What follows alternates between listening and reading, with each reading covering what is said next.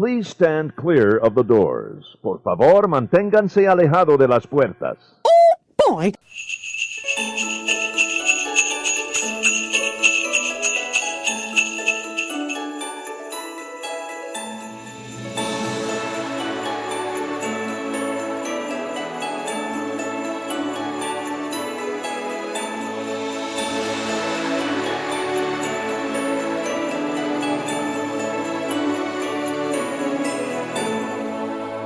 Hello, hello, hello. Well, I better say ho, ho, ho, good evening. Welcome to the After Hours. This is our 30th episode and it's our Christmas special. Webcasting from warm Miami, I'm your host, Carlos Silva. Joined from Kentucky, my dear buddy, Collin Kendall.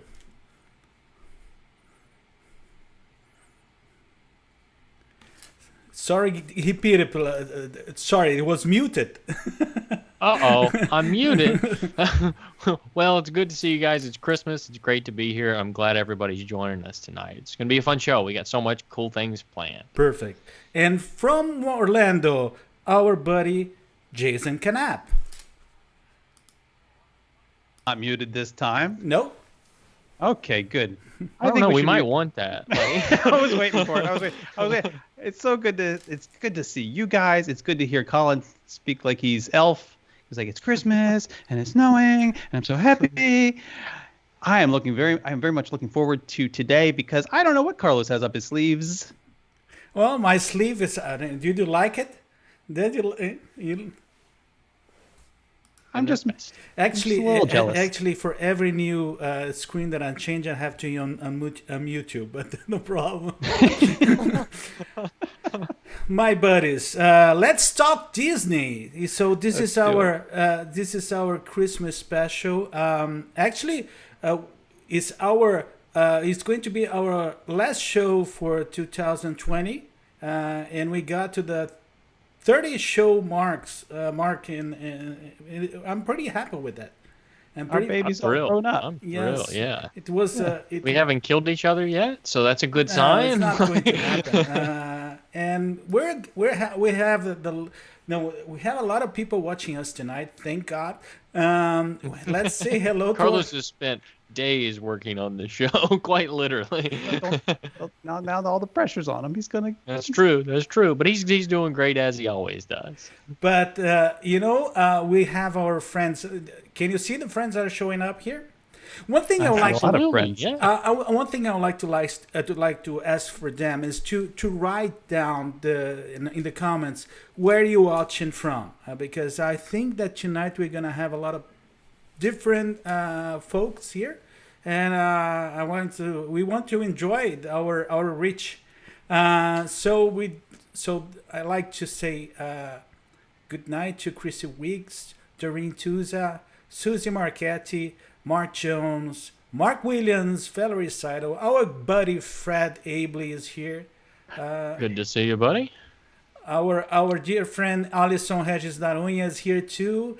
Sarah Daniela Collins is here. Michael Riley. Antonio Baltazar saying good evening from, I think, Antonio from my hometown, from Florianopolis.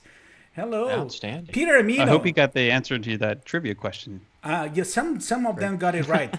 Peter Amino is from Charlotte, North Carolina. Peter was the winner of our Wheel of Disney last week.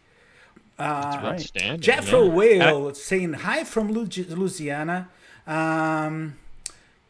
Kim Bobson is from Louisville, Kentucky. She's close to Collin. Yeah, within an hour and a half or so. Did you say hi to Claire and Ben from across the pond? I am trying. They made it in tonight. Ben is here. Ben from OK. I don't know whether they Yes. stayed up or whether they got up early. I don't know whether they're having a midnight or 2 a.m. snack. Yes, Ben is here. I saw Claire's comment before too. San Pedro, California is where Heather is watching from. Alison is watching from South Brazil, from Blumenau, Santa Catarina, which is my it's not my hometown. It's not where I'm born, but it's where I grew up. Awesome. So Claire is here from near Canterbury, UK. Thank you all for being here. It's such a honor to have you all here. It's such an honor to have Absolutely. a lot of people here. And don't forget to invite a friend. We're going to do a lot of fun things tonight, and things that we've never done here on this show. So if you know somebody that would want to join us, have them join us. Every time he says that, it makes me nervous. So, why? We're going to do a whole bunch of things we've never done here before. and right? we're gonna start right now. Right now is going. We're starting with a segment. Actually, a segment that will be divided throughout the whole show tonight. But we're starting with something new. So, buddies, now is the time. Now is the best time.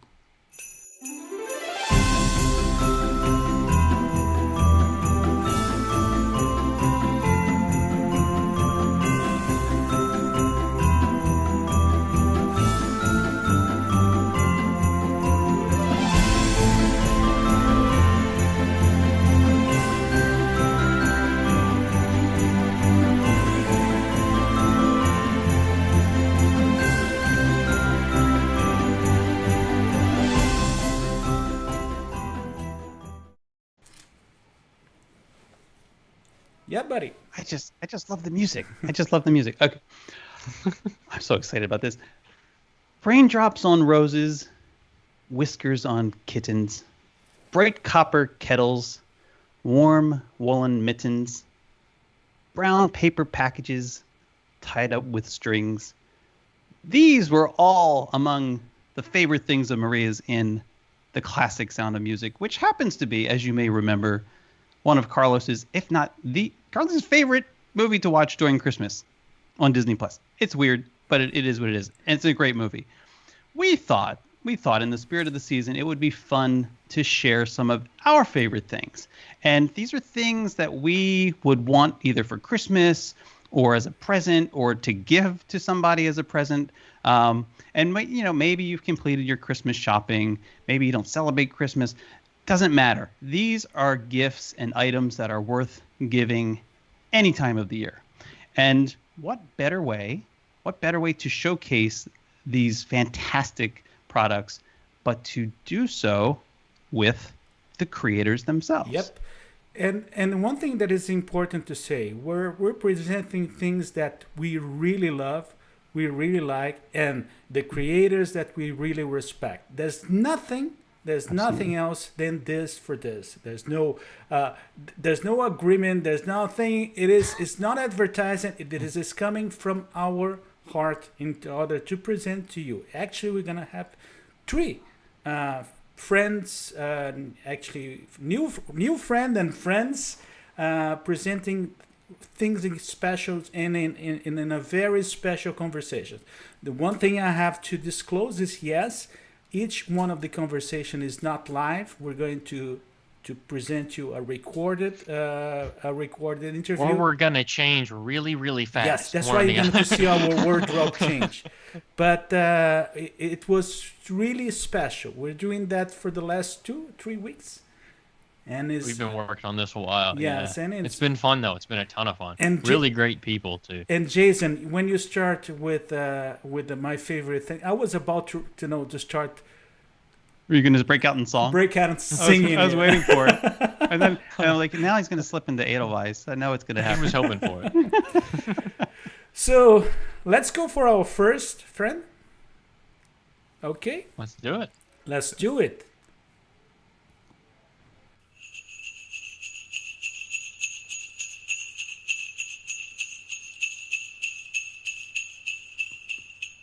I am super excited to introduce you to our guest, Lisa Donato Glassner of the Castle Run, and more importantly for today, Core Memory Candles. With that, Lisa, welcome to After Hours. Thank you guys so much for inviting me, especially to talk about my babies here. And yes, I have a brand new line of vessels. They are winter white and they're absolutely beautiful. And I'm so excited to show them to you. I wanted to begin with connecting this to the Christmas season, the holiday season. I think Core Memory Candles are a fantastic way to connect, not just to Disney, but also to really that thing that connects us to everything, which is our memories. Core memory candles came about. It's sort of the intersection of all the things that I love. So it's, it's sensory and it's design and it's this beautiful sort of clean aesthetic. And there's a lot of sort of psychology behind it because it's sort of that neurological, like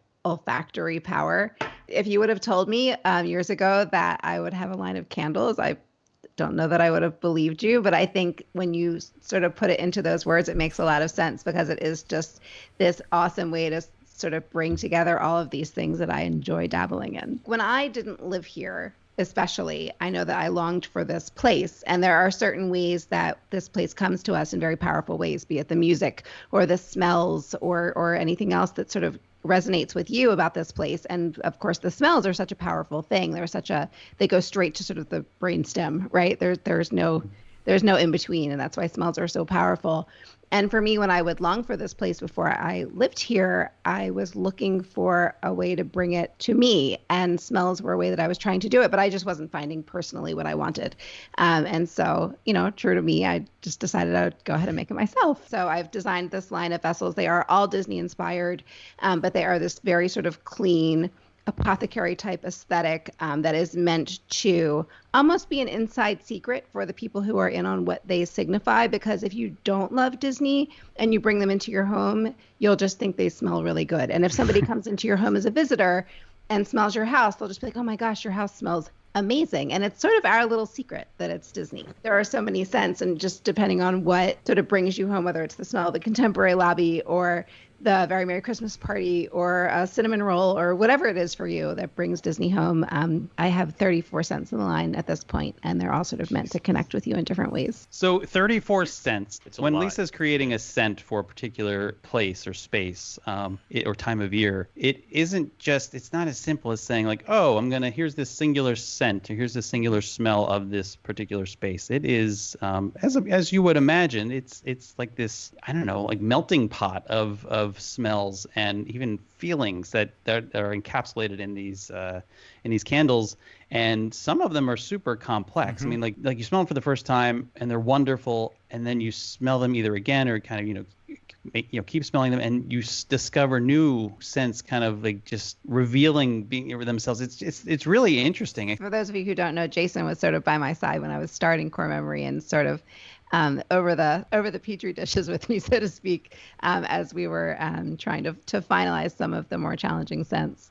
I figure there's a lot of complexity in there. There's like sort of top notes and middle notes and base notes to all of them, and they are meant to be just beautiful on their surface, of course, because not everybody who's smelling them is trying to interpret their candle like a fine wine. Whether you know it or not, it is all there. And so how many scents go into it? I mean, gosh, I haven't the slightest. I mean, every candle is probably somewhere between 4 and a dozen smells, so multiply that by 34. And Lisa, there was any kind of training before that, or it was something that you started to develop that it came from you? I think that just sort of the process of candle making, which is sort of the most ridiculous thing about all of this, right? Like, I jokingly say that I'm not a runner. I also jokingly say like I'm not a candle maker.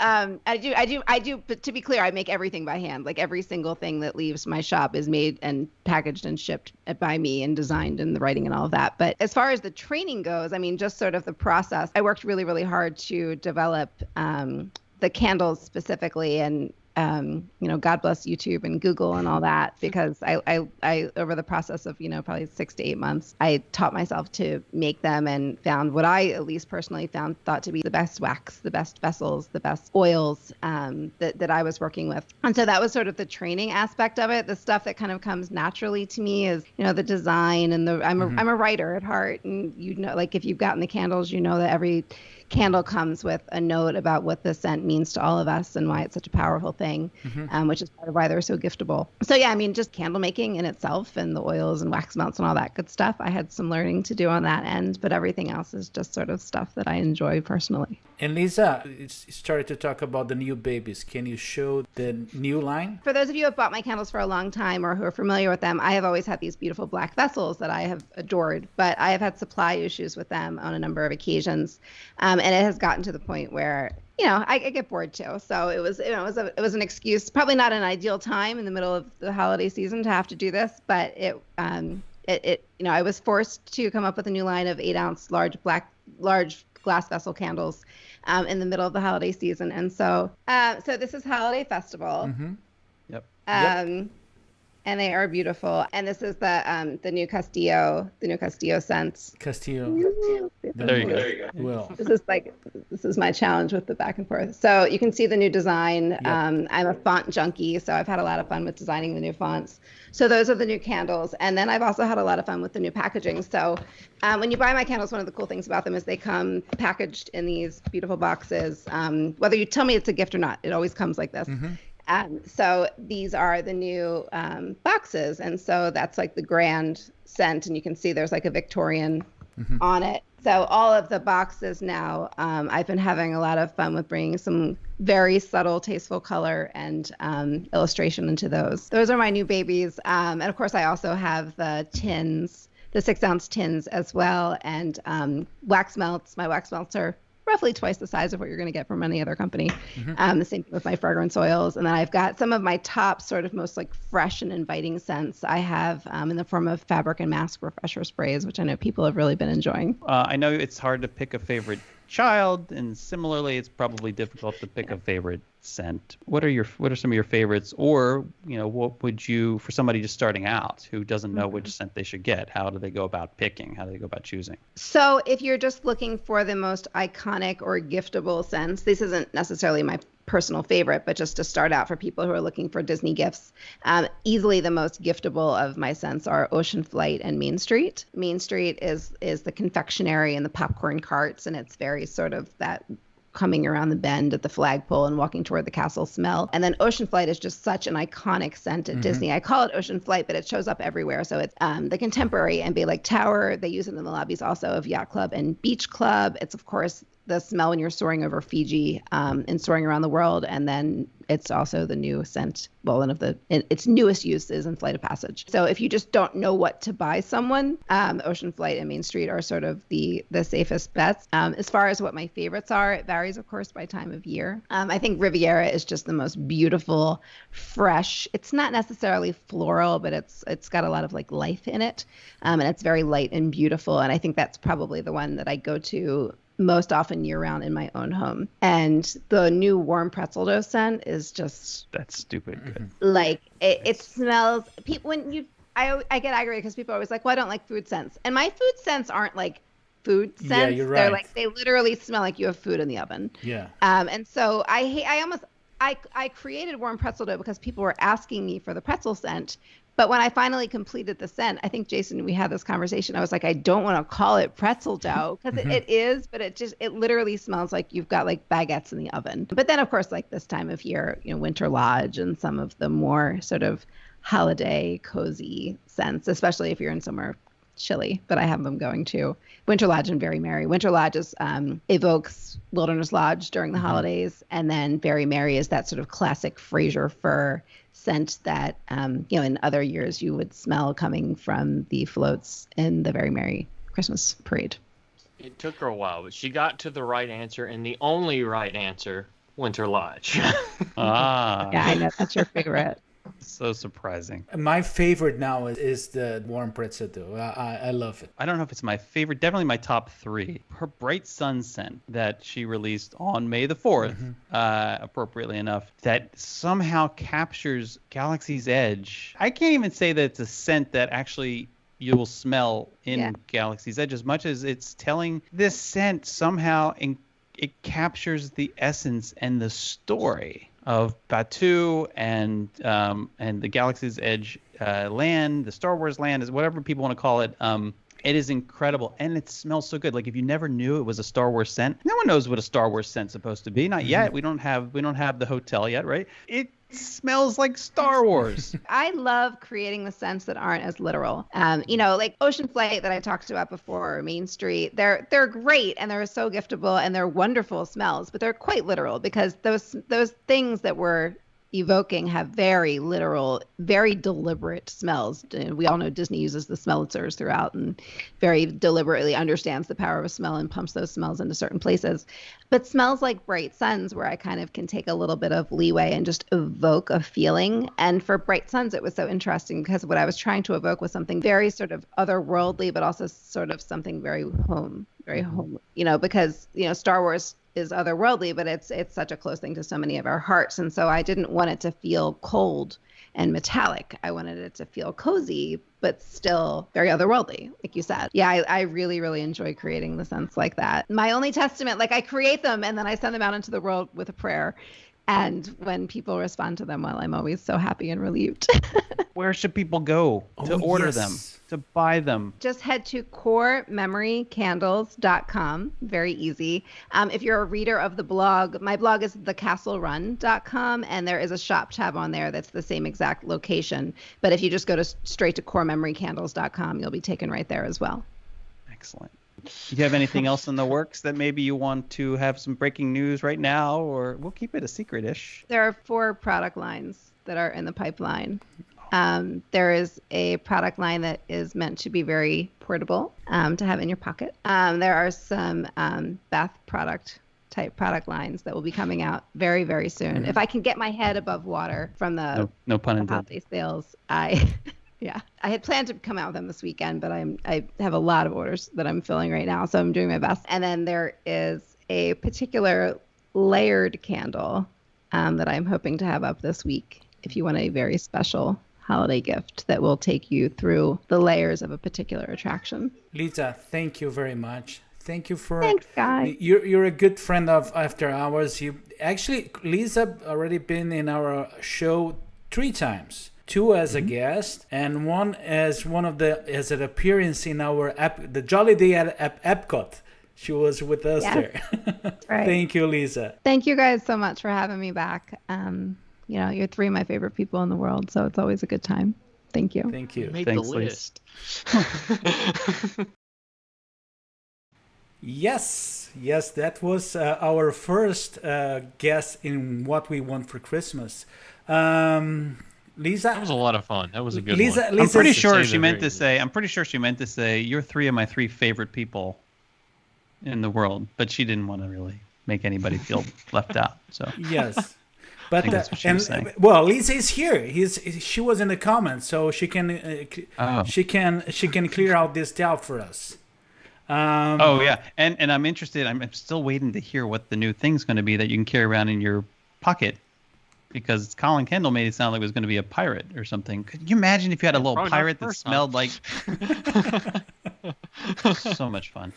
But then you'd have a pirate in your pocket and people would ask. Anyway, I'm looking... she's very creative. It's kind of irritating, as I tell her all the time, because... not for the obvious reasons, but because every time she does something new, every single time she just knocks it out of the park, and it really just makes me mad. It just turns to gold. So it just makes me mad that it just happens. So it seems effortlessly. If you know anything about Lisa, it's not at all effortless, but there's a lot of effort involved, but everything. But she's good at everything. One thing is true. I was during the whole process of assembling the show. Most of the time I was with one of the candles or the wax melts here, and the warm pretzel dough, it's amazing. It is. I used to be a Ocean Flight fan. Well, I'm still. But now is it's moved further up the ranking. Yes, is warm pretzel dough is the one that I'm sticking with it. Nice. I got to get you to smell the Taj Mahal too. Yeah, it's really good. The one that I did not try yet is the Bright Suns. I'm curious. What? Yes, really? I'm curious about that. I've got it right over there. It's right over there. Oh, really? Yeah. You can. You know what? I'll when I see you next, I'll bring it with me. How about that? Okay, and it's going to be pretty soon. It's going to be pretty soon. I'm gonna be. It's going to be like a bright sun. Yes. When I see you. Buddies, now is the time. Now is the best time.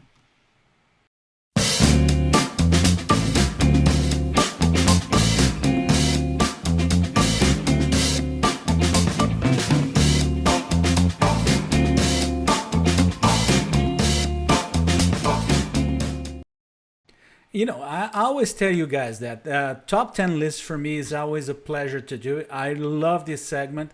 And it's, I forgot to get my out. It's right here. Right here. Your card? My card, yeah. Because you know what I do have here in my, right here, in my hand? He's trying. It is it is the copy of tonight's top 10 list. So what we do with the top 10 list is that we try to bring something that late shows used to do with a fun list, and it's always connected to Disney. And from the home office of the North Pole of the Santa's Workshop, tonight's topic is top 10. Top 10 holiday. Sorry, is something with the sound. It's top 10 holiday overlays that should exist. Yes, no, but there's something with the sound. There's something with the sound. Oh no, this is the wrong. Don't make it like it's my cue now. No. You did this last week. No, it has. I'm not gonna fall for it. No, it's okay. Top 10 holidays overlays that should exist. Guys, are you guys ready? We are ready. Let's do it. Who's going to start? Who's going to be the first one? Jason, start it off. The only thing I do is number 1, number 10. Okay, I'll start. You I can okay? go. So, number 10. Dumbo's sleigh ride. The reindeers retired, so Santa's hired a flying elephant. Ho, ho, ho. Number 9. Peter Pan joins Father Christmas in a sleigh flight over London. The Peter Pan's Happy Christmas flight. Number 8.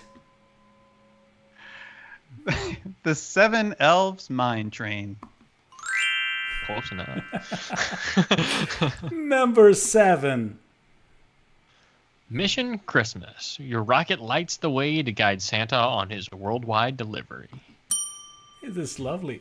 A nice little ping. Yeah. Number 6. Soarin' around the world in one night with a shoeless Santa. Whatever could you be talking about? Number 5. Reindeer Talk with Rudolph.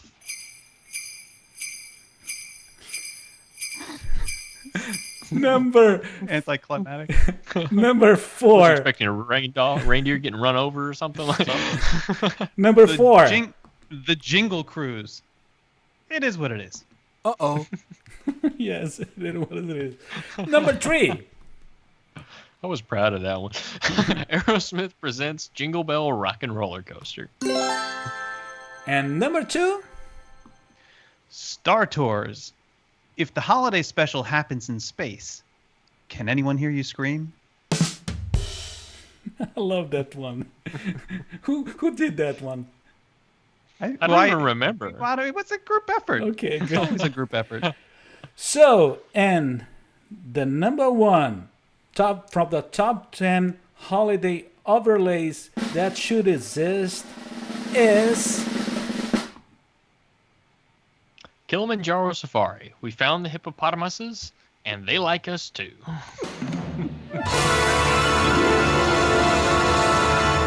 Yeah, I love it. And also the rhinoceroses is. And I have to tell everybody, because when we were working with the list, suddenly it comes that whole thing. I said, I don't know what you're talking about. What are you talking about? What does a hippopotamus have to do with Christmas? And then they, there's a Nothing song. until it does. There's one of the most famous songs. So that's one of the tricky things about cultural. He's like, I don't know. And this is the thing about Carlos. He's just such a nice guy. He let us put it in there, and then just kind of like, what was it? A good hour later or something. He's like, I just don't know what that is. I just don't understand why hippopotamuses. And you know one thing, talking about overlays, and during the whole thing, I was trying to think which were the real overlays that we what we currently have. And actually, in Magic Kingdom, I can remember. Well, we do have the Jingle Cruise, and in the past, there was, I think, the overlay that they did with the Country Bear Jamborees. Yep. And which went away not that long ago, realistically. Yeah, and there was anything else in the Magic Kingdom? No, because our Haunted Mansion never got an overlay. Yes, like that's the Disneyland what one that did. was. It was in my mind. I think there was never an overlay in our Haunted Mansion, but it was anything else. I don't think so. Not that I I know feel like of. you're quizzing me, and I like. Don't be. Okay. No, don't. I'm so you make me so anxious. No, don't. No, I'm so no, nervous. no. Oh. Okay.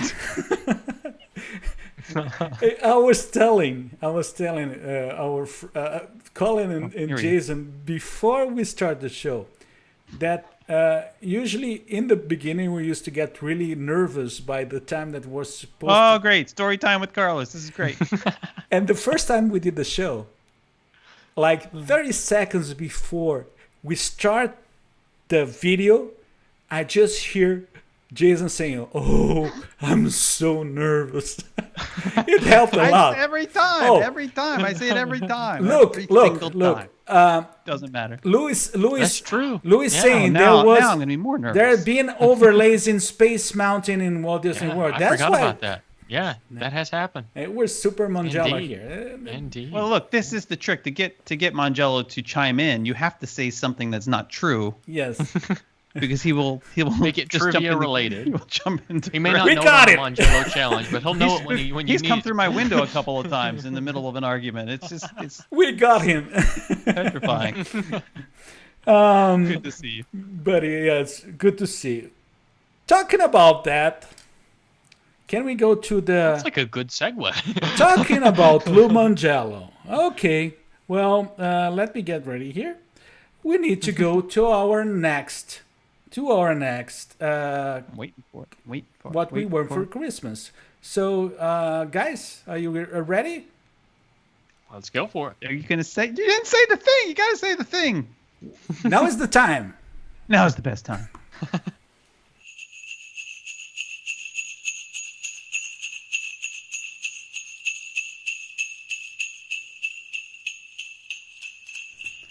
What we want for Christmas, and now our guest and our gift idea is someone that is not only a big friend of ours, he was already guest for many times here in the show, and also he's a member of one of most important segments, and I would like to bring our dear friend, our buddy, Lou Mangello.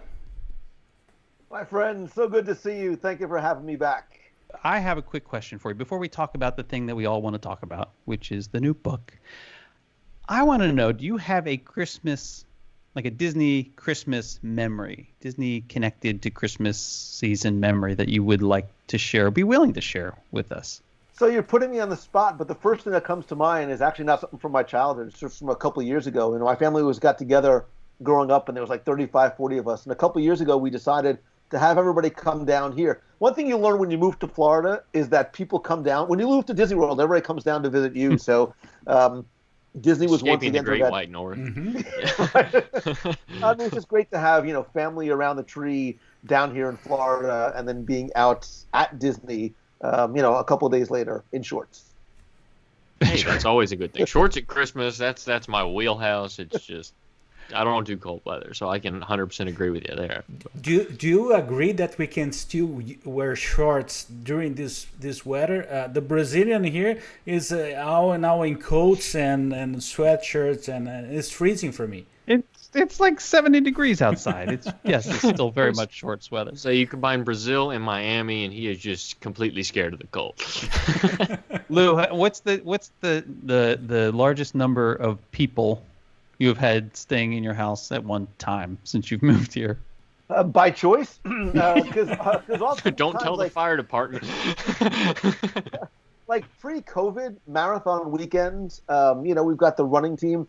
My wife is very like, yeah, come on over. So it's like a commune at my house for marathon weekend. Like I'll come downstairs and there'll just be like bodies sprawled out everywhere. So I lost count one year. That's awesome. That's great. No, it's not awesome. So speaking of this brand new book called The Disney Interviews, which looks, by the way, I know they say don't judge a book by its cover, but the cover's pretty nice. Mm-hmm. It looks really beautiful, really nicely done. I'd like to know more about what inspired you to do this particular book. I know that you've got 2 trivia books under your belt. This one I know was a long time in coming. Why now? Why this particular type of book? What inspired you to do it? So there's actually a lot of different reasons. It's been sitting on my sort of to-do list for a long period of time, and I really took advantage of the pandemic. I keep saying there's opportunity and adversity, and having the blessing of time allowed me to work on this project. And the idea was to take interviews I've done over the past 15 years, put them into a different format, repurpose them into a different format, and add some additional stories in terms of what happened before and even after some of the interviews, and hopefully reach an audience that I hadn't with the podcast. Mm-hmm. I sort of preach all the time about repurposing content and ways to sort of take advantage of stuff that you've already done. So it serves multiple masters in terms of, sharing additional stories and having the content in a different way for people that may have heard them already and maybe wanted them in sort of a tangible format, and being able to, have the book on Amazon and Kindle, and really to market to a potentially new audience. Do you have a favorite interview? Maybe a couple favorite interviews? Give him shall I say, a top 3? Yeah, but with no honorable mention allowed. Well, and look, Jason, you told me, you tell me repeatedly about who your favorite child is, so I understand why you would want to ask me this question. I hope they watch this. Yeah, I hope so. It is hard, right? Because you love them for different reasons. If you had to ask me favorites, Julie Andrews would probably be top of the list. How can it not be? Yeah. Right, because it's Julie Andrews. Exactly. I just lost my marbles when I had the last name starts with A. A very, very close second would be Richard Sherman. I've interviewed him a number of times and have developed a friendship with him. And one of the greatest storytellers of all time, too. I just like him personally and professionally for so many different ways. Pulling in number 3, I guess I'd have to put, Marty Sklar is sort of the easy one to drop in there. But there are so many other people that I interviewed who you might not know their names necessarily, but I just enjoyed them so much and the stories and the conversations so very much. But I'll say Marty. And I have to ask, because it's Lou Mangello, what's the funniest moment of any interview you've had? Because I know you have an answer for this. I absolutely have an answer. In almost 16 years of podcasting, I've only had to edit out one guest. And it is sweet little Alice Davis, right? Who she is not just Mark Davis's wife, but she was a costume designer. Mm-hmm. And very quick story, we were talking about Pirates of the Caribbean, and she's designing the costuming for the auctioneer, and is explaining to the engineers that they've got to change some things because the way the costume is designed, it's just not going to move properly. And they're like, yeah, fine, lady, whatever. And so Walt and some of the executives and dignitaries before the attraction opens go on the attraction, and the auctioneer turns, and one of the levers underneath below the auctioneer's waist, do the math, sort of comes out and appears to, right, kids, yes. This is a good time to go get a snack. It's called After Hours where it's okay. So she says the E word. Like, not that the E word is a bad word, but I was like, this just came out of not for a G-rated podcast. Like, you can't not tell the story, right? You can't not share the story, so... but the best is when you overlaid the superstructure. Yes. Quote. To this day, one of the best moments of any interview you've done. But Lou, that's for me that's my favorite interview of yours. And I not only for that moment, but she's so sweet and she's so candid, so smart. I love that interview. So many of these people, including people like Richard Sherman. I mean, the first time I called Richard Sherman, I spoke to his wife for like 45 minutes. She's the loveliest person in the world. And then I spoke to Richard not long thereafter. And I'll never forget, remember, this is like 2008. It's pre-D23. It's pre-social media. So these guys were not sort of brought out on stage, literally and figuratively, to Disney enthusiasts before. And he said to me, he goes, I got to ask you, he goes, you sure you want to interview me? And I was like, dude. Of course I do. Don't you know who kidding? you are? I was like, yes, Mr. Sherman, yeah, I really, really would like to interview you. I am sent. Like, of course. Yeah, incredible. Every single person was incredibly humble, always gave credit to other people, and all spoke incredibly reverently about Walt. It's a common thread through all the interviews. Mm-hmm. It's just a testament to the Disney line of character, for lack of a better word, too. That's so many wonderful people over the years have made that dream for so many a reality.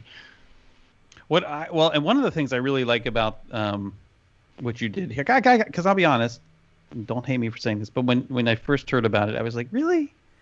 Like, really? But then... You're so nice, Jason. Well, no, because I'm from somebody who has listened to every single... I've listened to every single interview, and the question to me, in terms of just personalizing it, was like, what am I going to gain from having the book of the interviews, right? Because I've listened to all of them not all of them multiple times, but some of them multiple times. But what I like about this is that there's moments where you're thinking back to one of the interviews that Lou has done, and there are so many that you want to just kind of go back and re-experience that one moment, or what was that thing that they said up there? But like the salad thing, the interview, for example. And this is great because you can pull it off the shelf. You can turn right to that page. You can turn to the Richard Sherman interview, or the Julie Andrews interview, or the Marty Sklar interview, and you can just kind of dive into it. I mean, this is great because it's right on your shelf. And then you can, as Lou mentioned, for people who maybe don't do the podcast thing or haven't followed Lou in the past, this is a really easy way for them to be introduced to some fantastic stories. I think we're still very tactile people. Like, we want the sense of ownership and like holding something in our hand and seeing it on a bookshelf. I know I'm old school. Like, I like having my books on a shelf and being able to sort of pick them up and there. And Yep. in some sense, Lou, for me, what happened is that I had a different relationship with the interviews with the book as compared to the podcast.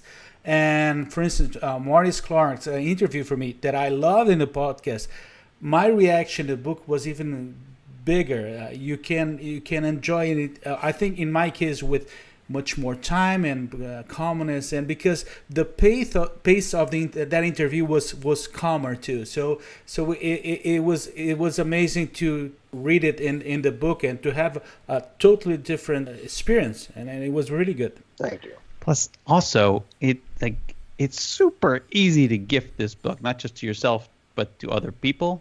Like, who doesn't have an Amazon app on their phone or Hold up on on a second. computer? Let me badge you back onto the Christmas list. And I kid you not, as we were talking, just show you how easy it is. As we've been talking, I ordered another copy for somebody, and just like that, just like that. How many other gifts can you give that easily and feel good about it? Because it's Lou Mangello. Extra gift for Jason. He's not even paying us to say that. No, it really is. It's great to have you here, and I'm so excited about the new book. Oh, wait, I should ask this. If you're willing to say, is there like an interview out there still that you're just dying to have? Yeah, and I've said it before on the show. I would love to have interview Michael Eisner. Mm-hmm. Michael Eisner did so much for this company, and I think unfortunately in a lot of people's minds, sometimes it's easy to remember the bad stuff. Mm-hmm. It's easy to remember when and how and why you left. But when you sort of look back at what Eisner did for this company, I would love to talk to him about, so many of the positive things he's done that still have ripple effects today. Mm-hmm. I thought for sure you were going to say Jon Favreau, but whatever, that's fine. Well, yes, he's Well, if it's definitely offered. Yeah. Awesome. Well, thank you so much for taking time to be here with us. Congrats again on the new book, and folks should head on over to Amazon.com. You can, if you go to Amazon.com, I think that's the easiest way, right, Lou, to find the book. Go to Amazon.com. You can search for the Disney interviews, but I think it's just as easy, probably more efficient to search for Lou Mangello because it takes you right there. And then you also, I think, can they still access your other 2 books? The other books are out of print, although they are on the eBay, and but my audio tours and the 102 Ways is still there too. Mm-hmm. Oh, there you go. Well, thanks again, guys. Really appreciate it. Thank you, Lou. Sure. Merry Christmas. Yes, we're back. I didn't warn you that we were back live. It's all good. It's all I'm good. just glad I wasn't picking my nose or something. I just finished laughing at Colin's thing when you first showed the book, the image of the book being held. You're gonna tell on me now. And Colin says, "Nice palms." Well, I assume it was Carlos. No, I think it was Lou's palms, but No, it's mine. oh, what? Yeah, They were lovely palms. And I thought he was talking about the palm trees that you can see behind. No. Yes, That's the whole thing. The cultural thing. Now you poke my heart. Well, Not it's that a day that video ends in again. Y.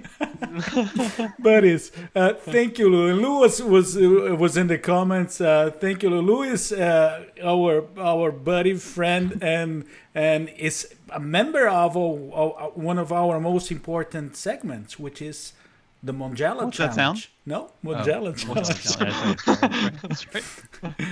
You missed your cue last week, so you have to make up for it this week. Every time. If you just Now, wink, and now from UK, Clarion. Thank you, Colin. From UK, Clarion saying, "Who knew that Carlos has baby soft hands?" I didn't touch him. I could make a comment, but I'm not going to. Okay, buddies. But I do have something special for you. Let's continue with the special Christmas night, and I have something that both Jason and Colin are not kind of ready and prepared. Well, let me explain. The last 2 weeks, they gave me the key of our virtual mailbox. And you know what happened during this time, buddies? We received many virtual Christmas cards. I will call Christmas messages. And from people that are part of our show in many ways. They were involved directly or they were involved indirectly. And I did the following. I said, let's put... feel like I should be afraid. No, don't be afraid. That's probably a good thing. Palms are starting to sweat. No, don't worry. Here he comes with palms again. But one thing is, I put it out together. And I want you to enjoy with our... Actually, this is for our audience too. But I just want to see your reaction. Okay. Fantastic. So let's go.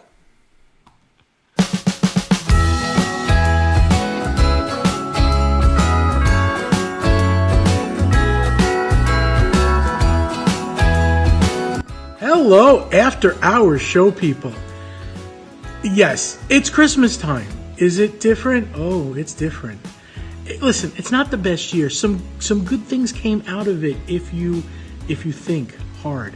Actually, maybe nothing good did come out of it. No, I'm serious. Good things did come out of it. I think we stopped taking things for granted. I know I did. I know the next time I see the Christmas parade, fireworks, I'm going to appreciate it a little bit more. Anyhow, my message really is not that. My message is just Merry Christmas. Don't take everything, including yourself, too seriously, and just be kind to others. Love you guys. Hello, After Hours people. That's Greg from That Parkland Podcast. I want to let you know that the greatest gift I got this year was being a part of the show. And coincidentally, the greatest gift Jason ever got was also my time on this show. Don't fact check that, just trust me. Anyway, happy holidays. Hi there, this is Eric and I'm from Iwama Disney in Brazil.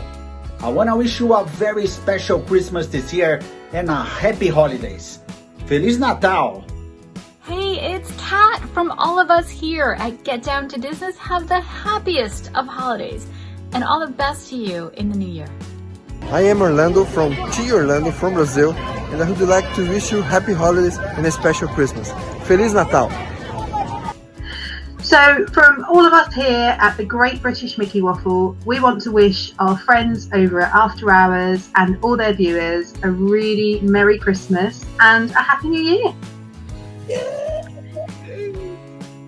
Hey guys, this is Fe Batista from Orlando Diferente in Brazil. I want to wish you a Merry Christmas and a Happy New Year. Beijos! Hey there everyone, I just want to wish Carlos, Jason, and Collin a very Merry Christmas and Happy Holidays from the snowy northeastern part of Pennsylvania, where who knows how many inches of snow we're going to get. But Merry Christmas to everybody in our community here. It's always great to be here. It's always great to see everybody, and I hope you have a very happy and much more healthy New Year in 2021. I think we all do, right? See you soon. Bye-bye. Hi everyone, your buddy Jeremy from Goffstock here, hoping you have a very happy and healthy holiday season. I wish you all a very Merry Christmas, a Happy Hanukkah, Happy Kwanzaa, and of course, let's not forget, Happy Life Day. Because what do you get a Wookiee for Christmas when he's already got a comb? The answer to that we may never know, but I do know this. 2020 is almost over. We can all be thankful for that. Here's hoping that everyone has a fantastic 2021. Happy holidays, everyone.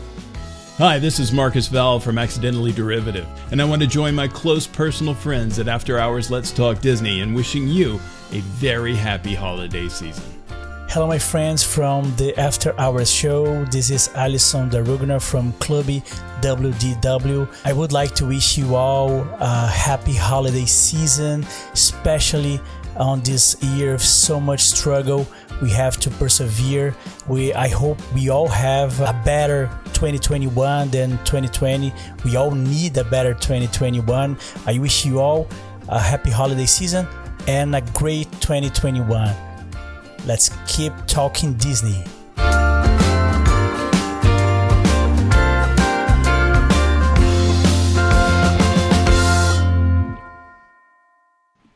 Don't you love that? That was awesome. Yeah, that was a lot of fun. It's so nice. It was amazing. It's amazing how many people have come from this and the people that we've gotten to meet along the way. It's always amazing to see. It was amazing. It was amazing. Thank you very much. Thank you, everybody. Yeah, thanks to all that perfect. participated. It was almost awesome. perfect, but then you had that Greg guy, and it's Greg, Kat, John, they were also part of as guests here, and all the other guys, our friends from UK, our friends from Brazil. There's a lot of a lot of thank you that we have because they're influencing us, they're helping us, they're directly, indirectly, they're supporting us here. So thank you very much. It was great, and it was amazing to assemble that, and it's perfect. That's awesome. And it was funny because this was one thing that I had for the beginning of the show, and I was here reading the comments, and I forgot to show, but I have to show right now because it's something from Fred. Fred sent that picture today from Pennsylvania, and it's. I was expecting Garland. Yes, you're right.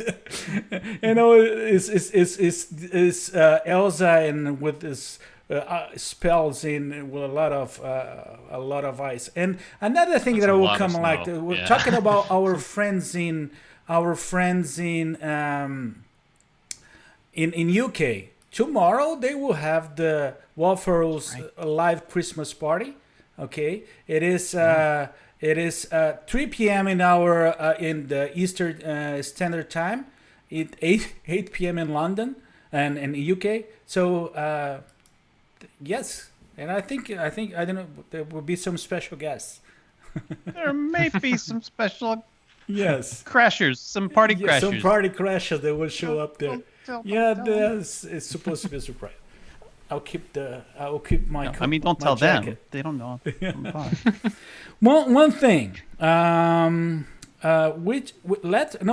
We need to continue with some of our regular segments.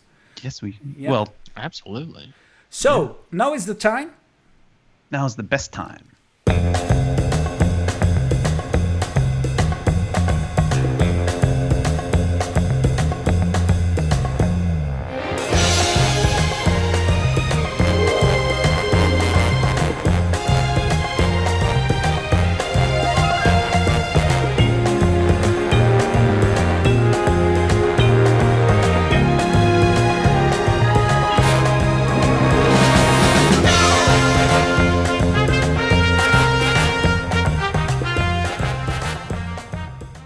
days we need to overlay that. Gosh, I love this song. And Jason, thanks to your comment last show, I kept the whole week listening to Happy Howard, and that he won a breast. Oh my gosh, so good, so good. Oh. Well, let's explain what is the Hall of Fame. Usually, in our regular shows, we do what we call the top 3 or the top 5, and what we do is that we present our favorite things regarding parks and Disney, and then we move to our after hours community, and we establish a poll with all the options we present and also the options that our friends in the community want to put. And what we have as the Hall of Fame is we're always going to present the winners of that poll. Last week, the Hall of Fame was the content was one of the top 3 Walt Disney World desserts, and actually was a pretty exciting dispute. And the one, a lot of votes this week. Yes. Too. The one that the whole thing last week was the No Way Jose. Actually, that was Collin's option in terms of I was going to say, if I don't get any credit for that, I'm going to be disappointed. Yes, you get total credit for that. And No Way Jose is now, along with some nice fellows Hall of Famers. We have Nomad Lounge. We have Tom Sawyer Islands that were our spooky place from Christmas. Then Sam Eagle with this salute to all nations, but mostly America. Strolling in the boardwalk after dark, and the Muppet Christmas Carol, and now No Way Jose from Beaches and Cream. Yeah. It's so good. Yes, it's really good. There really is no loser on that list, though. I mean, that list of desserts. That was great. Nobody vote for my olive oil cake. Because it's weird, man. It's weird. Really good. Come on, it's really good, great, but it's weird. It sounds weird. Yeah, I'm sure it's delicious. But yeah. And plus, you had it without me, so there's that.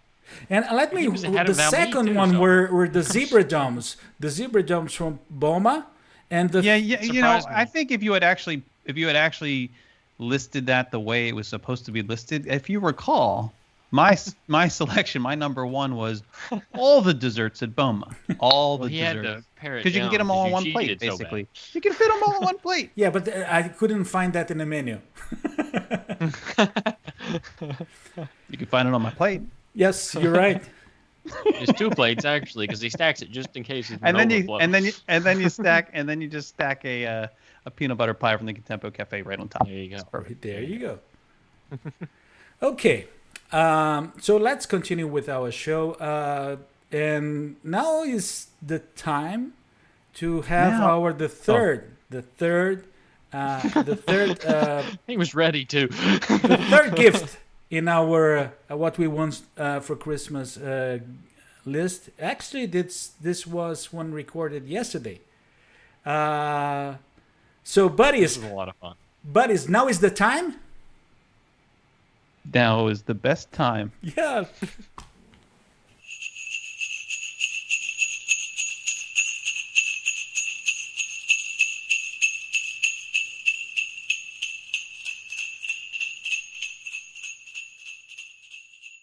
And after we finish with the bells that have gone on forever, well, we have another addition to our current news segment. And it's somebody that a lot of you probably know, at least know her face in the Disney community on Instagram and many other places, and the owner of one of our favorite stores in the Disney space, Lake Buena Visitors. We welcome Maria Papanakis. Did I get it right? Close. Oh, I tried. I'm sorry. I'm so sorry. I tried. That's okay. Such a nice name. I know many of us have seen most of your designs, but personally, I'm a big fan of the one you're currently wearing because that's actually one of my favorites of your lineup. This is the way. Mando. Yes. How can you beat Mandalorian? I'm a huge Mandalorian fan, and when it comes to our shop, how it kind of started was I wanted to make something that you could wear outside the parks and still look cool. And I was like, no, I love Disney. And especially at the time, I wasn't living in Orlando like I am now. And so I wanted to have that magic at home, but kind of look cool and stylish. I mean, as you can see, I paired it with a leather jacket, and it worked. My Beskar steel ink. And so I even, when I came up with this design, wanted to do something that looked like the Beskar steel from the show actually, like melted and forged. And this is, you're wearing your own Beskar steel Mandalorian vest. But that's, it also goes hand in hand with making apparel also for men. That was another major thing. My husband is a huge Disney nerd. He was like, you look cool whenever you make your outfits, but I don't look cool. I feel for you guys. Disney really, and even small shops, they forget the male audience. And there's such a giant, awesome male audience like you guys. And also, a lot of times they make clothes that are only where the, men match the women. So, like, for example, I'll wear my Mandalorian vest, and my husband, my husband will be wearing our Millennium Falcon shirt, or he'll be wearing our Empire shirt that's white and red, and it's like a propaganda Empire poster. Yeah. So you can mix and match and still look cool. We basically created originally for ourselves. I guess the portion of when we realized when it was time to open up the shop was we were stopped in Epcot, and I was wearing a Sam Eagle, and so was my husband, Sam Eagle shirt. A guy stops us. He's like, "Where'd you get it?" I was like, "Oh, we made it. This is the only one." He goes, "I will give you $50 to take off your shirts, buy another one in the gift shop, change." And now this is like 95-degree summer Orlando weather too, where the shirt is gross. And I'm like, no, trust me, man, you don't want this. You don't want this one. Yeah, and he's like, we said it's the only one. And I was like, well, I don't know. I was like, Chris, what do we do? And he's like, take the $50.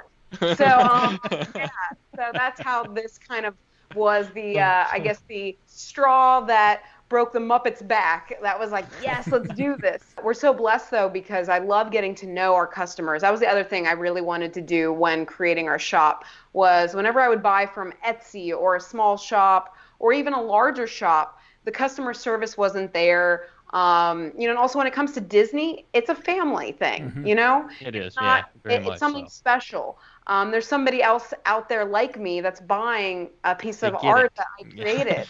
And I'm like, I'm honored. I'm like, and so I love getting to know our customers. I call them our LBV club. I love making it really about a community. So we've created a YouTube channel around it, Instagram. We love that even our own LBV club, as we call them, have gotten together, had meetups pre-pandemic. When people ask me what is the most rewarding thing out of doing a small shop or creating designs, it's actually bringing people together. Because that's really what Walt Disney envisioned. It wasn't just creating the characters that we fall in love with, but really creating a community, a world, literally a Disney world. Like, so the favorite I've come across, because there's some really cool shirts. I don't think I can pull off. No one wants me to even attempt to try to pull off like the sleeve, the tank top thing. Like, that's not happening. But I love the Geppetto's shirt, the Geppetto shirt. I love it. Yeah, because it doesn't. I like these shirts that don't scream. Yeah, they're Disney. subtle. But it's interesting. It kind of draws you in. Like, why? What is that? It's supposed to be Geppetto's, workshop. Workshop, right? I love it. It's like an ad. It's like subtle. it's like what you would see hanging. You can imagine this is the shingle hanging over Geppetto's workshop. It's also a great character too that is often overlooked. We're notorious for making sure that characters that people forget are memorialized in epic ways. Even from the Tiki Room behind me to the Dr. Teeth in the Electric Mayhem. That's one of my favorite shirts. It's awesome. It looks like an awesome rock star shirt. Like the Buzz Lightyear, you can only see the top of it, but we did a Buzz Lightyear shirt that is based off of the NASA famous poster that inspired the line To Infinity and Beyond. That was actually a commercial poster back in the day when they were doing the moon launch to get people excited.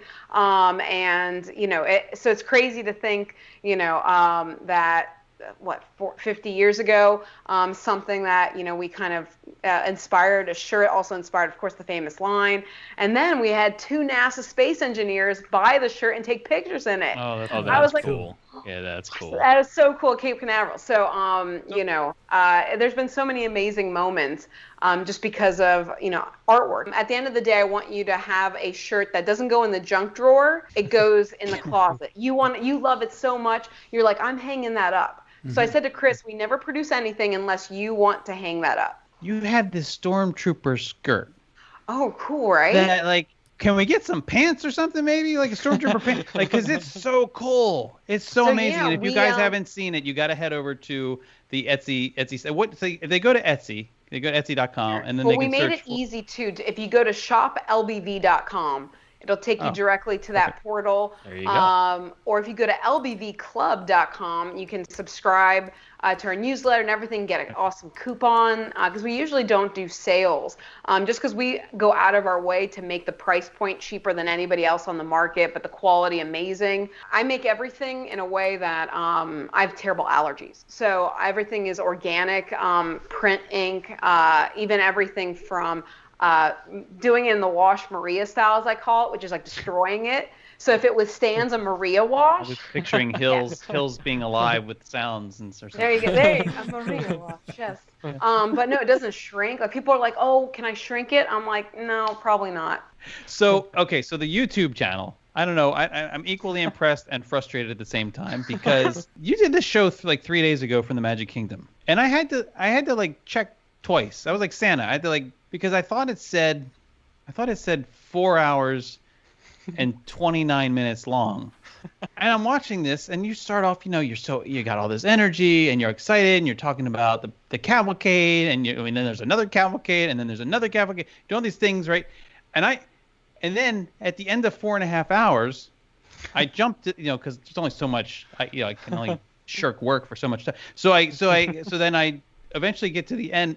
And it's like you have the energy that you had in the first 5 minutes, and so did Chris. Oh, it's easy. I'm at Disney. You clearly are having a great time when you're doing these videos, and your husband is a really good. I mean, I don't know if he's being a good sport or if he's also in love with it too. He does love Disney.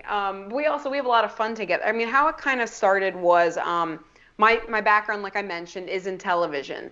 We move a lot because of my husband's job, and so I stopped working in television, but I always loved storytelling. And I think another reason why I love, Disney.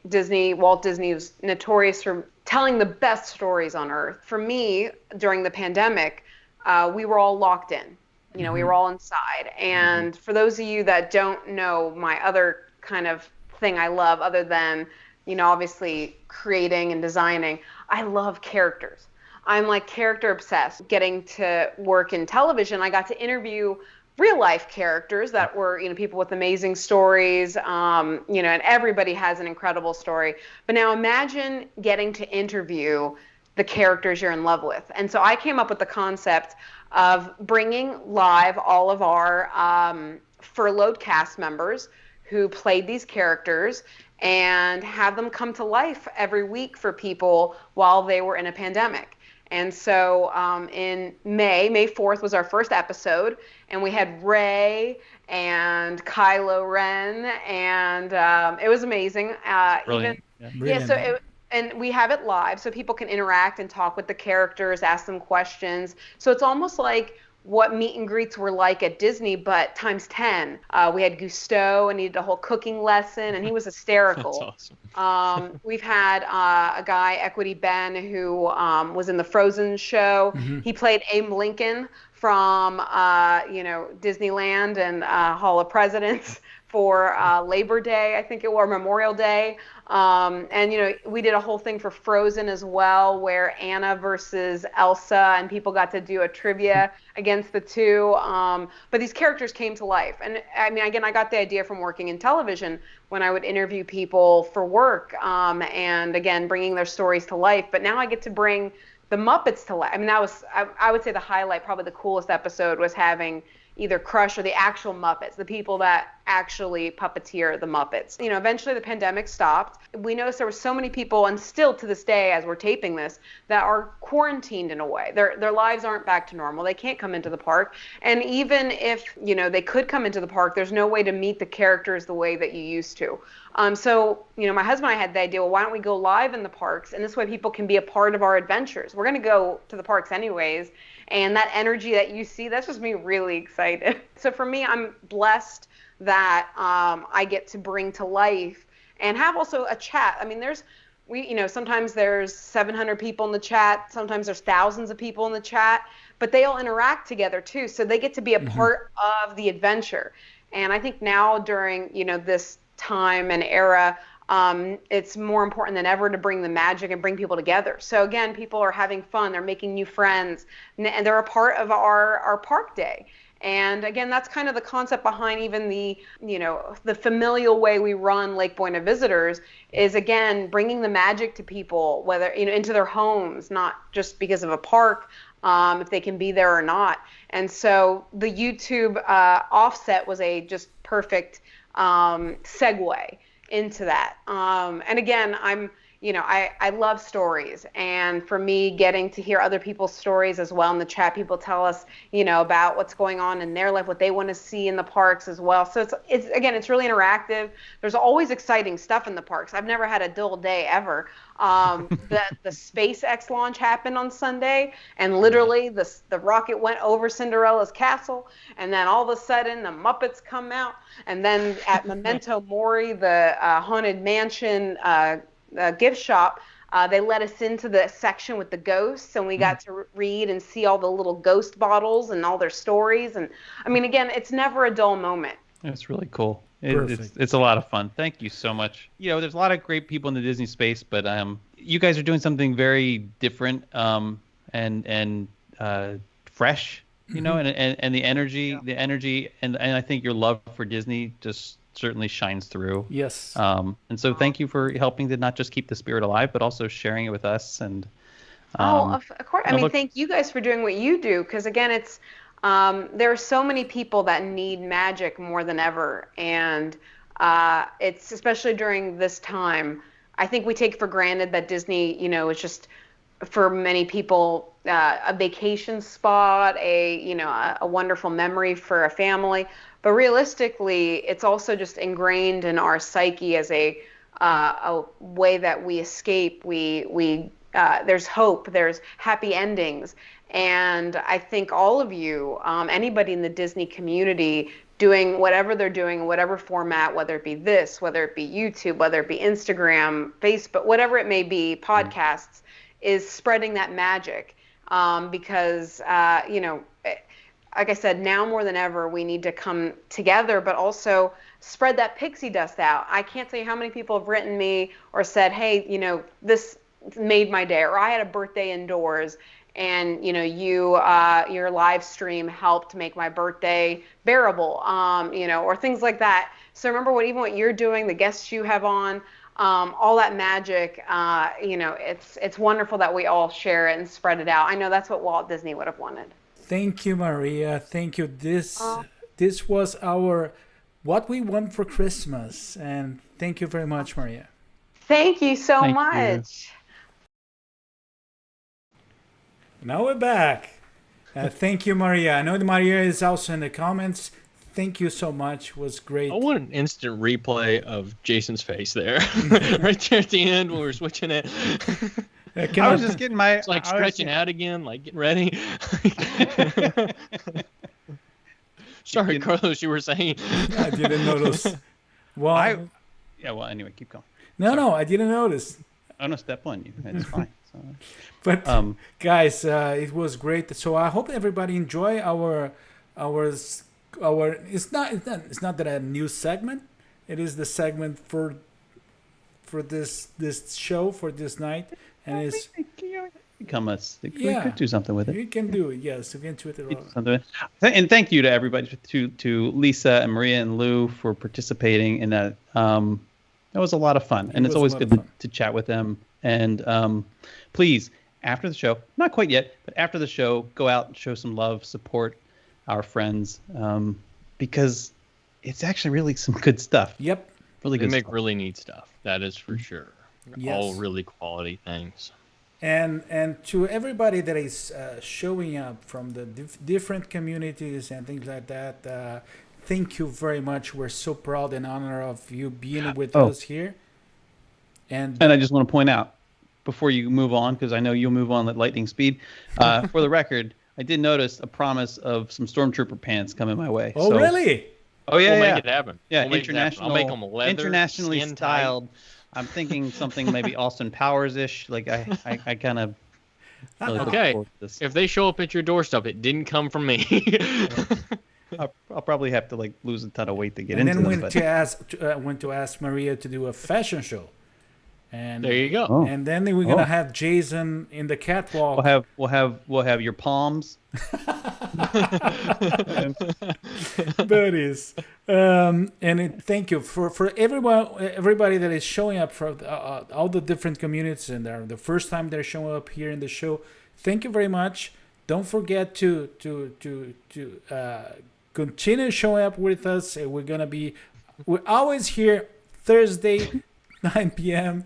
It's like a nightmare. We're always here. Yes, watching you. Waiting. Santa all Especially at 2 a.m. when you can't sleep. Here we are. Here we are. We're still here. Well, for our British friends, that's basically what we're doing. But one thing that I hope last week it didn't work that out, but since last week I'm hearing the same noise and I'm hearing the same sound. Really? Yeah. Do you hear that, Jason? I do. I was wondering what is that sound?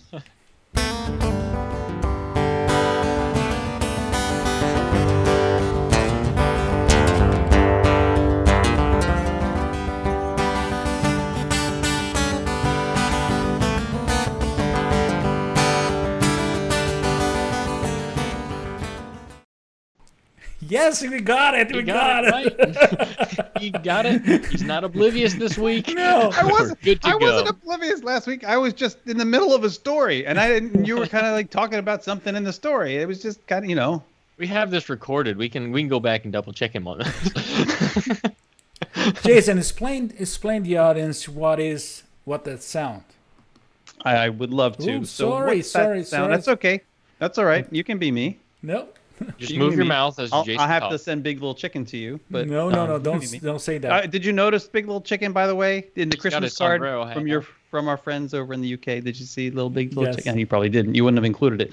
What's that sound is our favorite segment, and it will be yours too soon, where we will play for you a brief, and when I say brief, I mean brief sound clip from somewhere in Walt Disney World.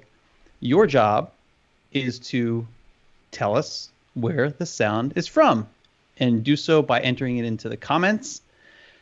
All the correct answers, or even close to correct answers, will be selected and chosen to be entered into, for the folks who actually give those answers, will be chosen and put into the Wheel of Disney drawing as well. So, And we'll see how mean Jason is this week. what do you mean? He was overly I'm difficult. never mean. he was generous. I think. I'm such a gentle soul. I'm not a mean person. Yes. I mean, Yeah, right. We know You've that. seen this show before. We know that. So, buddies, are you? Let's go for the first one in 1, 2, and 3.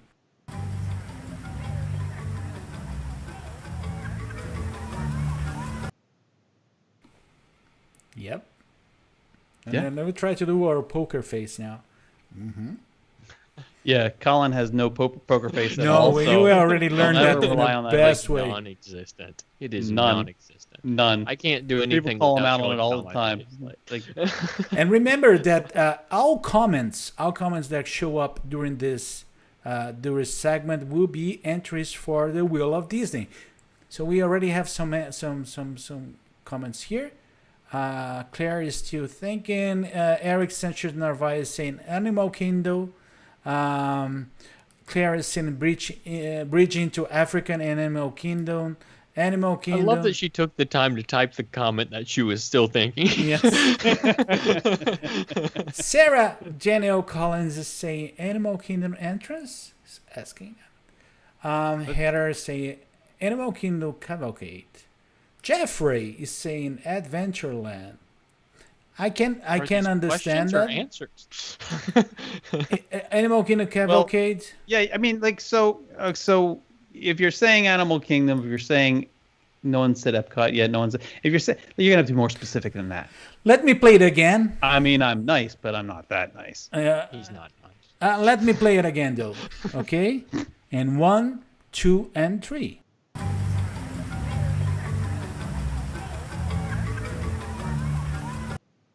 So, Mary asked me to play again, so that's it. And then we have. It's like, that's it. No, I did it. I didn't want to forget that. Africa and Animal Kingdom is what Doreen is saying.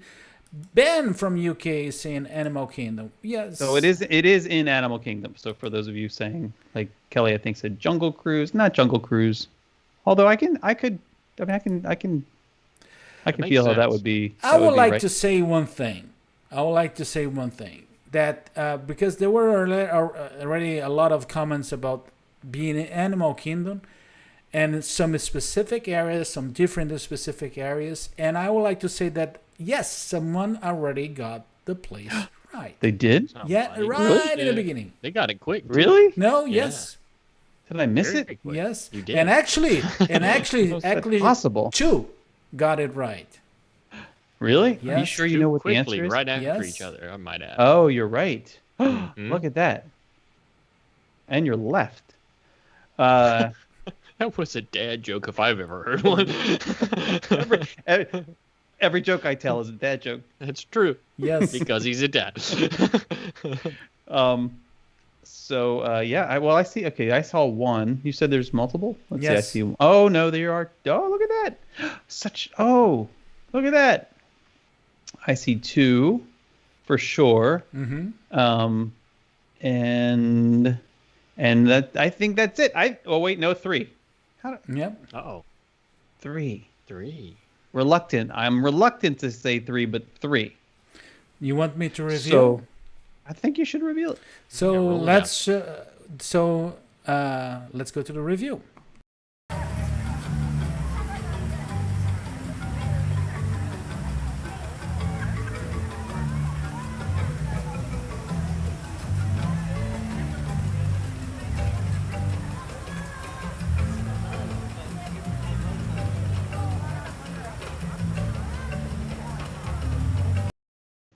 Yep. I like how basically it's just a longer version of the show. I mean, like, it's just basically It's the same thing. It doesn't tell you anything more. I think the first one was Sarah, then Peter came up, and then there were the comments. My mom got it. Yes, Patricia did it too. Okay. Yes, I Look can at see in that. Yes. So, good job, guys. Let's go on to the next one. Let's go to the Round second clip, and 1, 2, and 3.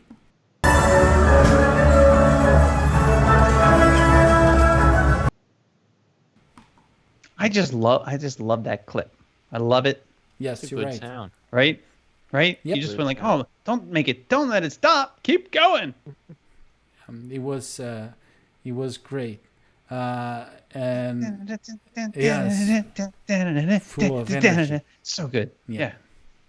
Let's hear it again. That's Let's hear it Yes, again. good. Let's hear it And again. 1, 2, and 3.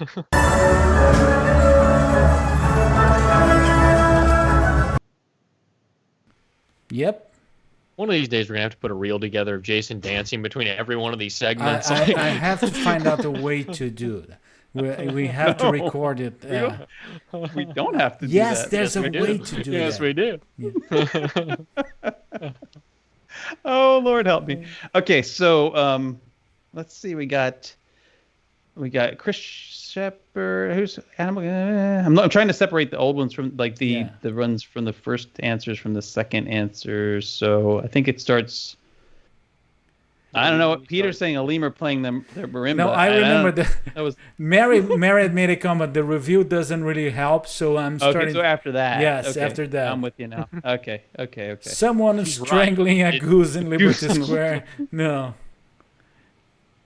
Let's see. We have Galaxy's Edge, Hollywood Hollywood Studios. I think you putting that card up doesn't help them.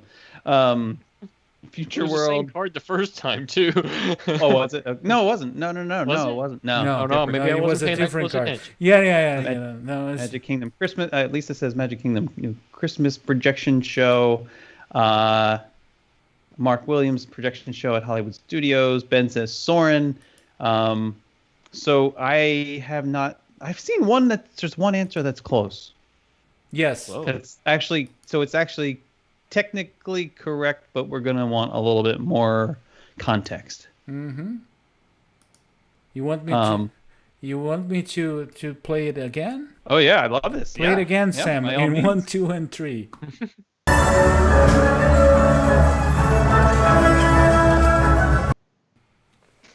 So good. It's not. This music is not what you expect for this park. I will tell you that.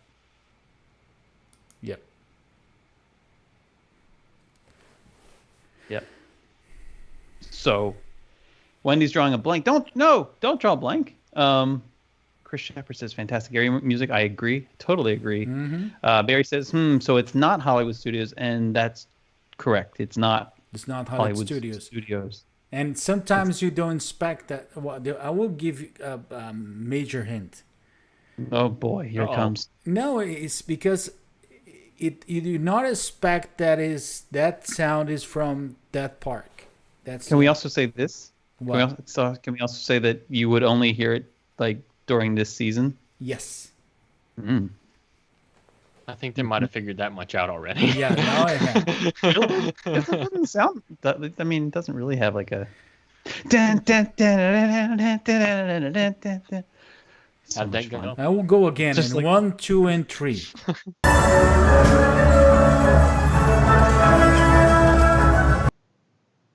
And actually, we get. Oh, we do have a winner. Yes, Yep. we do have a winner.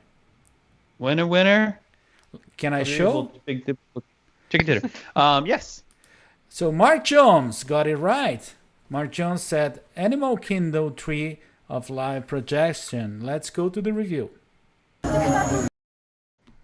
So I got to point out. So Chris Shepard also said earlier on Animal Kingdom Tree of Life holiday music. Yep. And that's. I mean, I pretty would correct. count Yeah. that. I would count that. Anthony said River of Lights, and no, because it doesn't. It's not there anymore. I'm not That was all such that a good sad about that. That was like a photographer's dream. That show. Not really. Oh, come on. I did some good Oh, pictures these are there. good I can things. teach you. I can teach you. That's the best. That is. He gets that all the time. Yeah. So yeah, it was the Tree of Life projection show. Anyway, so how about the third? Let's sound? go to the third clip in 1, 2, and 3. This may be my favorite. Yep. This This may could be. be so many places though. You want me to play it again, Sam? No, I want to see what people think. I want to let them sweat a little bit, because See, the further this goes, the meaner he gets. only when I feel like it's maybe too easy. That's the only So Greg is here. Our buddy Greg is saying Dapper Dance. Greg Cohen's here. Yes. Oh, did he hear me say all those nice things about him earlier? I wonder. Greg Cohen of That Park Life podcast. Yes. And And his, Gotta get his side plug And in Mark so it doesn't Jones sound and as mean. also Mary, they're all saying Dapper Dance. Michael Riley says Voices of Liberty. Oh, that's a twist. Lisa Gary Miling is saying Hollywood Studios. Carlene, Oh, we were there. Sarah, Anthony, Ben, they are all saying Dapper Dance. And Mark is another one who said Voices. Mark is of another one to say Epcot Voices of Liberty. Let's hear one more. Let's hear it one more time. So in 1, 2, and 3.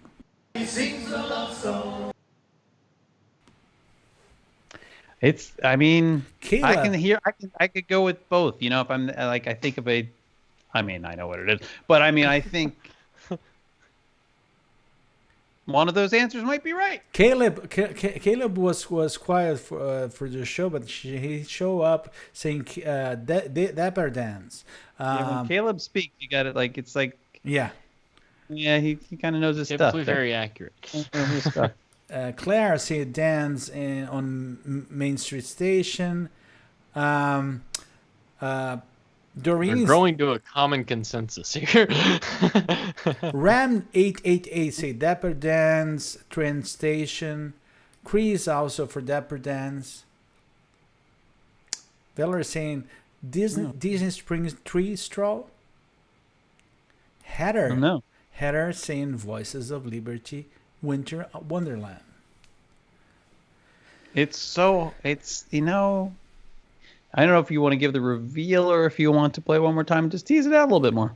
Just another one. In 1, 2, and 3. Yep. I don't know. Some people said they heard women's voices in there, but I don't know if I heard a woman's voice. Voices of Liberty is what Peter Mino is saying. Can you hear a woman's voice in there? Greg is saying, I did not hear it. I missed a portion of the show, which I will. He was talking about my nice thing that I said. Remember that? Yeah. That multiple times, actually. I think you're going to have to go back and listen to the entire show. Really. Chris is saying twice. Now, Voices of Liberty singing holiday songs. Mary is saying it could be the Voices of Liberty. And then Chrissy says Dapper Dance on the trolley down. And then Mary said, "Oh, that is Voices of Liberty." Wow, Mary is she's like, I'm certain about this. Kelly is saying Epcot, the Voices of Liberty. Well, I look at Doreen. Doreen is like so politically correct. She's like, it's either the Voices of Liberty or Dapper Dance. Yes. I like your style, Doreen. Do you want to give the reveal? Yes, let's go to the review. And everybody who said this was right.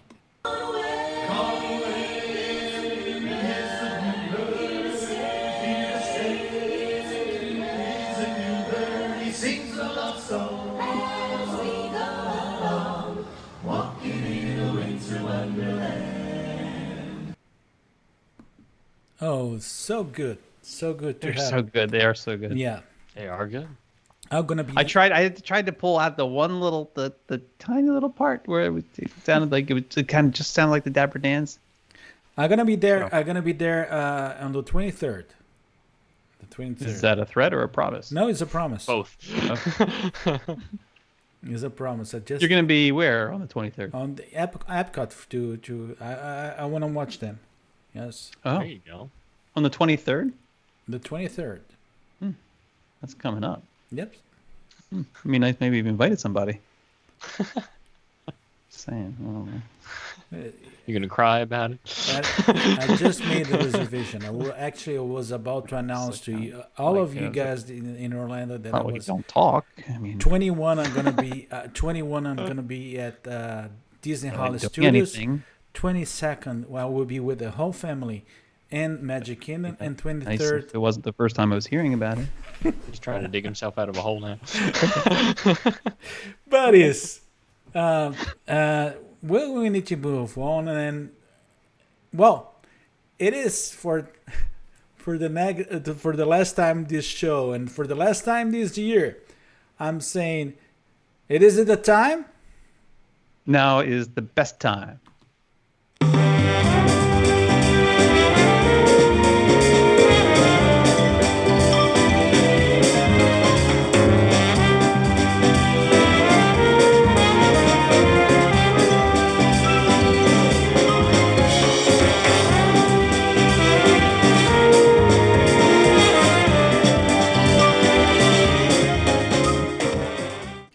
It's our Wheel of Disney, and I changed some things for this show. Of course, or things he didn't tell us about. Yes, and actually, I told you guys just like 10 minutes before the show started. But he didn't really tell us. He just told us that he changed things. Yeah. No. What happened is the following. Usually, what we do is that we have we have for the Wheel of Disney, we get all the entries from the week before and move into this week. But for this one, I did something different. I took all the comments from all previous Wheel of Disney's, and I got everything together, and then were more than 5,000 comments. And wow. And what did Michael Riley win? Oh yes. And I got everything. I got everything together. So and I came up with the 8 names for the Wheel of Names, and the names that will come up, just be prepared, because you were out of 5,000 comments. So let's go to the first name. How many times can it be Michael Riley? So let's go to the first name.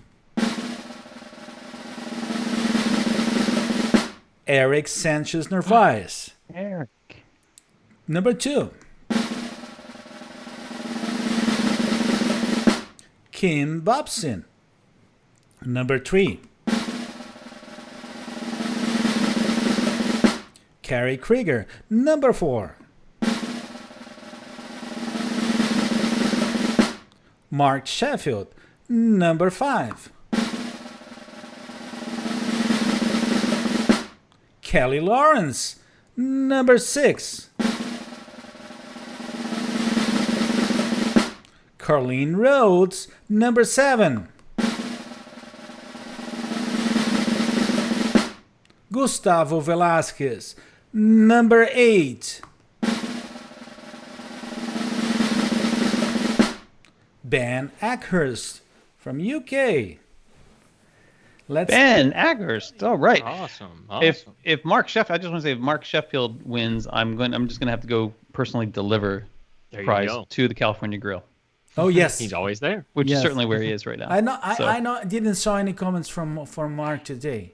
He was in there. He telling us that he was at California Grill. Good. Sitting in his reserve spot. So let's go for the spin of names. Let's go.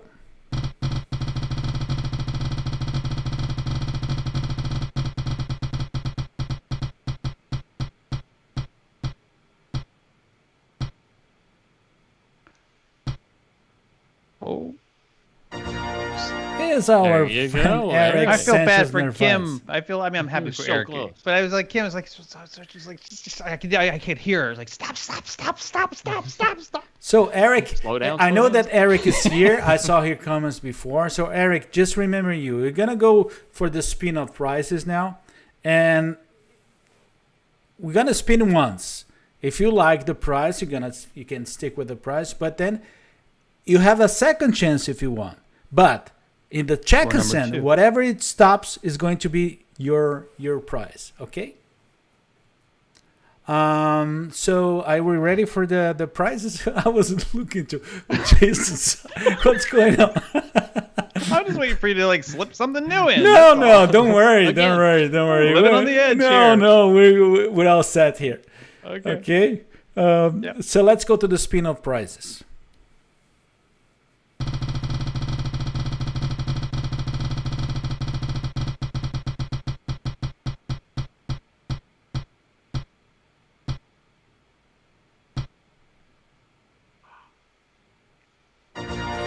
Cat sushi. Somebody finally got cat sushi. No, cat sushi. It's been on there for so long. So sad. Like, why am I Cat sushi. And why I never picked? While Eric is thinking about if he's gonna stick with the prize or no, I'll have to tell you one thing. Cat sushi, you're not gonna be able to find anymore in the stores. All the others are in my belly. Yes. It is a delicacy. Well, and Mary is asking, what is cat sushi? Cat sushi is a little sushi with a cat that is plastic. It's plastic. So, It's not buddy, living, and it never was. buddy Eric, my friend, do you want us to spin it again, or do you want to keep the cat sushi? Let's wait for Eric's decision. Cat sushi, he's saying. Let's see. There it is. But he want to stay with that or no? He said cat sushi. Yeah, he wants it. Yes. Oh, That's perfect. the prize nobody's gotten so far. Yes. So that's awesome. Keep the cat sushi. Yes, Eric. And it's because I went to take a look the last time I was in Epcot. I went to the Japan pavilion store, Matsukushi. Gone. Yeah, and it was I should have bought more. And it was gone. There were no cat sushis anymore. Lucky you, buddy. Lucky you. Why am I sushi? And you have that little tear. Why am I sushi? I'll post a picture of it for everybody too. So mean. Buddies, this was our remember. We have to remember, everybody, that this is our last show for the year. There's some chances that we're gonna show up live in our community page. There's things that gonna happen for the next days that probably are worth videoing and showing to you guys. So really? Yes, I think so. At great. least some messages, holiday messages. I would do that. For them. There you go. Yeah, I miss them. I cannot stay that much time without getting in touch with everybody. So we're gonna do that, and but our next show is going to be on the 5th. No, on the January 7th. Yes. What? Yes. No. Yes. That's so far away. Yeah. Really? Yep. Oh, we'll definitely have to go live before then. Yes. We'll have to do something. We'll do something. We'll figure it out. Yeah, we're gonna do something. Yes. But let's go to our final messages, and for the first time in the whole show, are the only overlays that we're repeating from previous shows. So Collin, with you. Well, so I'm going to change it up a little bit tonight. Mostly because if you order anything on the store, it's probably not going to get there by Christmas. I'll be completely honest with you, especially with USPS doing what it is at the moment. But if you do want something, it doesn't have to be there by Christmas. You can find it at guide4ww.com/shop. Anything on there ships for free after $30. But another thing we are working on is at Guide4WW on Instagram. I'm doing a lot of new things there, trying some different things, seeing what sticks, seeing what people enjoy the most. But more importantly, I've got an idea that I haven't told any of the other guys, and it's something I want to do since we are going to be missing a week for Christmas. I want to encourage you all to share some of your Christmas traditions or your family memories or something like that with us in the After Hours group, in the community there. If you have something fun that happens this week, share a picture of it with us. We always like to see what's going on with you guys. We like to keep up with you guys the best that we can. And you guys are like family to us. So we appreciate you taking the time to do that, because it really helps bring your holiday traditions into the group. And it's a way that we can share and enjoy each other's company in a different way, even if we aren't doing a live show next week. So you'll probably see us around, but I want to encourage you to do that. And we'll try to do the same if I can convince these other two to do so. But that's all I have tonight. Oh. Jason. So sweet. Well, it's a good thing somebody's doing a live show next week. That's all I have to say. I mean, somebody's got to keep the show going. Just kidding. I sense sabotage.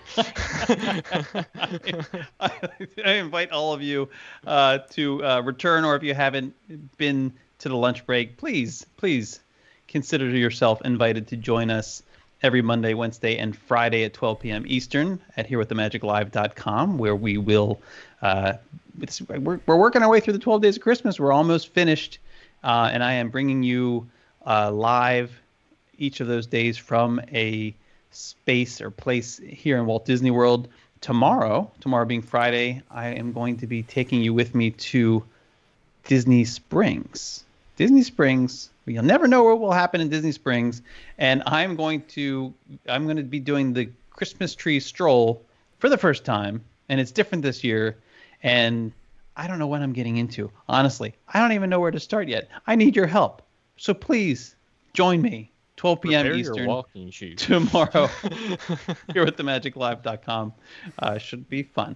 And if I get worn out, I'll just stop at the Coca-Cola shop and go have some Beverly refuel. And you're gonna throw some Coca-Cola on your shirt again. I'll just yeah. There you go. Might have to stop at the boathouse, get you a snack along the way. Little spritz, little Coca-Cola spritz. Be great. Yeah.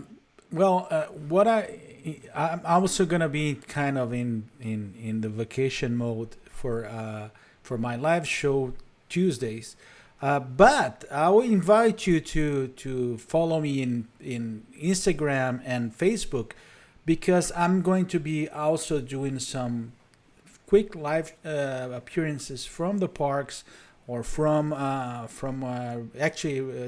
from Reunion there in Orlando.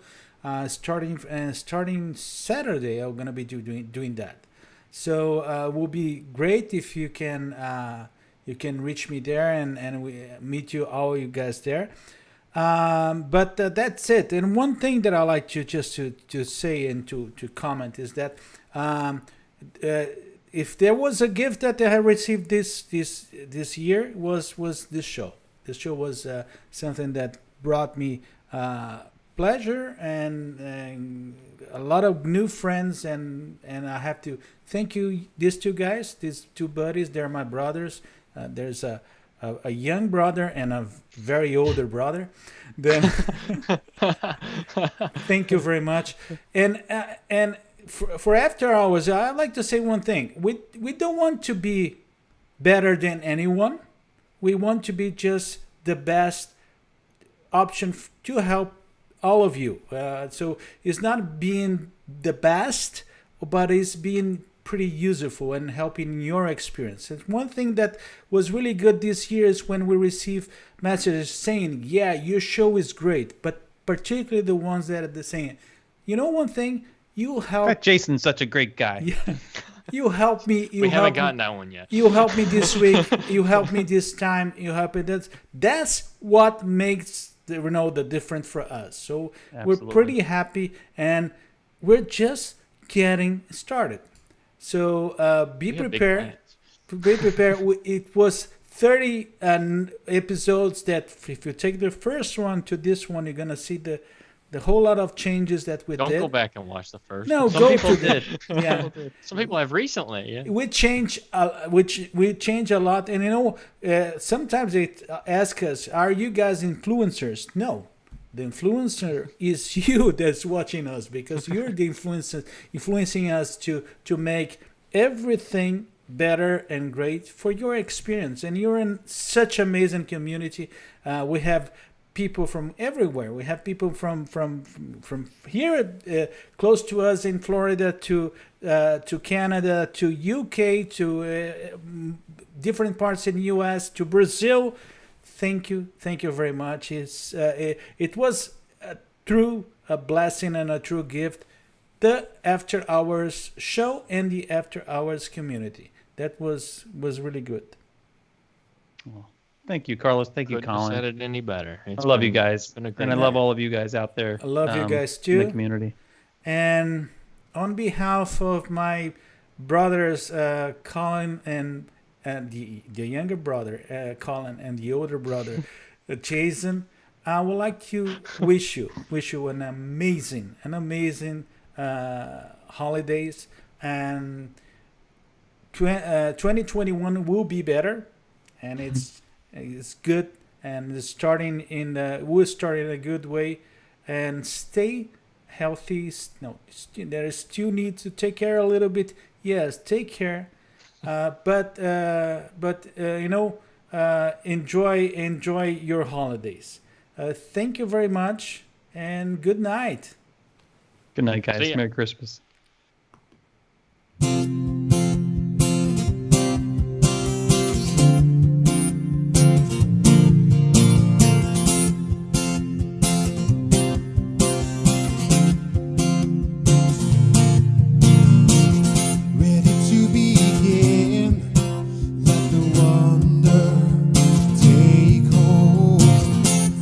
Draw you in, watch the moment